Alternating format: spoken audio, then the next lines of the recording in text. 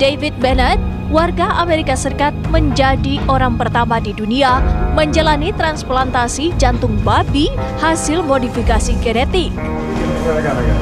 Operasi yang dilakukan tim dokter Fakultas Kedokteran Universitas Maryland itu berjalan lancar dan dianggap menjadi babak baru transplantasi jantung babi ke manusia. Namun tim masih harus menunggu perkembangan untuk memastikan hasilnya karena transplantasi ini baru pertama terjadi dari jenisnya. Jika tidak ada efek dalam waktu mendatang, transplantasi dianggap berhasil. Para ilmuwan berharap transplantasi organ babi ke manusia bisa menjawab kekurangan donor organ di Amerika Serikat. Jantung babi untuk Bennett telah mengalami modifikasi genetik dan disediakan oleh Revivicor, perusahaan pengobatan regeneratif yang berbasis di Blacksburg, Virginia. Sebelum operasi dilakukan, tim dokter mengambil jantung babi, kemudian disimpan di alat khusus agar bisa bertahan sampai dengan operasi. Mencangkok jantung dengan jantung babi. Kalau sudah seseorang itu dicangkok jantungnya, pasti dia bukan orang sehat. Ini harus jadi catatan. Apakah ada orang sehat dicangkok jantungnya? Tidak ada. Berarti pembahasan orang sakit. Kalau orang sakit itu adalah tidak boleh untuk orang lain, menjadi boleh untuk orang sakit. Apa yang akan diperdebatkan di sini? Dalam kasus pengobatan, kalau memang sudah tidak ada lagi dari sesuatu yang suci, misalnya dari jantung kambing yang disembelih, kalau selagi tidak ada dari binatang-binatang yang suci, maka ya bisa saja dan tidak ada masalah. Apalagi khususnya famaniturra ghairu bahin wala adin. Ini adalah orang yang darurat. Kalau memang betul menurut ilmunya, ahlinya, pakar seorang dokter mengatakan bahwasanya jantung babi ini bermanfaat untuk dicangkokkan kepada jantung manusia yang harus dengan cara semacam itu, maka nggak perlu diperdebatkan. Asal kebolehannya, ya itu boleh. Pemandi turun disebutkan. Kalau sudah terpaksa begitu, ya boleh, nggak ada masalah. Kalau memang betul itu kesuksesan manusia untuk menjaga manusia dengan mengambil jantung babi untuk kehidupan manusia, hal yang boleh. Dan tidak perlu diperdebatkan yang semacam ini. Dan ini sangat ringan dibanding orang makan riba, makan babi, makan ini. Kaum muslimin ya, kalau non-muslim bebas, kita tidak bicara di luar muslim ya. Orang non-muslim makan apa saja, urusan agama mereka. Maksudnya kaum muslimin. Yang perlu kita perhatikan itu adalah dosa yang sudah Masya Allah, nggak ada udzur. Makan riba nggak ada udzur. Bisnisnya juga lancar, kenapa urusan dengan riba? Ini yang lebih gede. Makan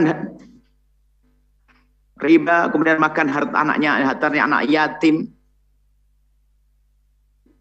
Makan babi dengan mencangkok jantungnya dengan babi sangat beda. Kalau makan babi itu dalam keadaan senang-senang.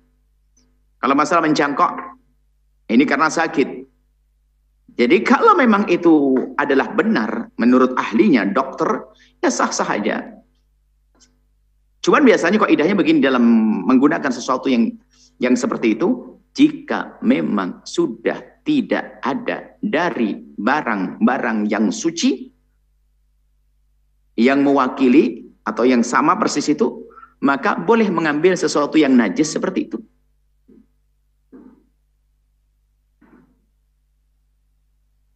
Dan kita juga pengen tahu gimana sih proses pengambilan. Seandainya bisa diganti dengan jantungnya kambing pun prosesnya gimana? Apakah kambing yang disembelih atau tidak? Kalau kambing yang tidak disembelih sama-sama menjadi bangkai, babi pun jadi menjadi bangkai. Kalau jantung manusia mana yang mau diambil jantungnya, ibaratnya begitu. Jadi ini sudah kasus darurat semacam ini. Kasus darurat menggunakan jantung babi jika benar. Jika benar, tentunya semuanya jika benar. Memang bermanfaat, gunakan jantung babi.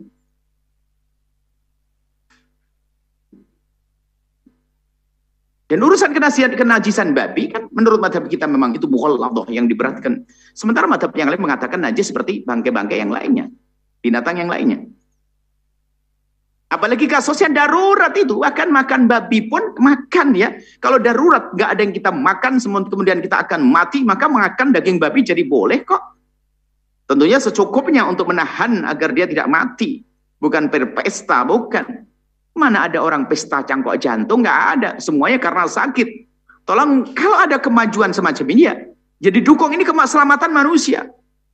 Kebaikan manusia, nggak ada masalah. Nggak perlu diperdebatkan yang demikian ini. Insya Allah. Semoga Allah memberikan kesehatan kepada semuanya. Yang sakit jantung sembuh. Penemu-penemunya niatkan yang baik untuk menolong umat manusia agar mendapatkan kebaikan.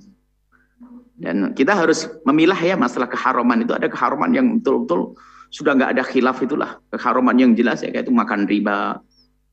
Kemudian ya itu tadi ngambil duit masjid, ngambil duit pondok kalau itu ustadz, ngambil korupsi di negara kalau itu pejabat, apalagi ngambil anak yatim, rebutan waris, itu loh, gunjing orang, nyaci maki orang, itu dosa yang pasti.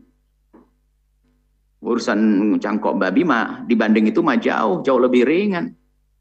Semoga Allah mengampuni semuanya, memberi kesadaran kepada semuanya. Mohon maaf, kami bicara tentang babi ini adalah di dalam lingkup kaum muslimin. Sementara di luar Islam sana kan ada orang makan daging babi, yaitu urusan mereka. Bukan berarti saat mengatakan daging babi haram, jangan makan daging babi, itu menghindar mereka, oh enggak. Ini adalah masalah di dalam keluarga besar kaum muslimin, dan mohon yang di luar Islam tidak tersinggung dengan ini semuanya. Urusan Anda, ada daging yang haram menurut Anda, halal menurut kami, dan Anda pun waktu mengatakan haram, juga kami nggak ada masalah. Karena hal ini hari ini harus betul-betul dijaga. Jadi saat kami, kaum muslim mengatakan daging babi adalah haram, bukan menghina yang makannya, tidak.